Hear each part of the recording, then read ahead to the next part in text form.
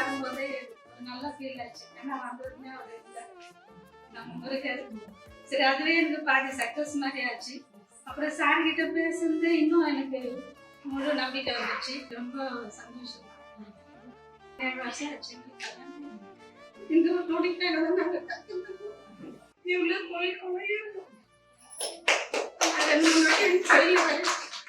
ஆனா இங்க வந்து நீங்க இருக்கிற ஒரு தைரியத்துல, ஆனா நம்மளும் நம்பிக்கை வச்சோம். சார் சொன்னாரு, நீ போகும்போது குழந்தையோட தான் போவேன்னு, அது கேரண்டின்னு சார் சொன்னாங்க. அது கண்டிப்பா இப்ப நிறைவேறுச்சு. அவரும் ஒத்து வச்சாரு, டீமும் நல்லா ஹெல்ப் பண்ணாங்க. நானும் அதுக்கு ஏற்ற மாதிரி ஒத்து வச்சேன். ரொம்ப ஹாப்பி.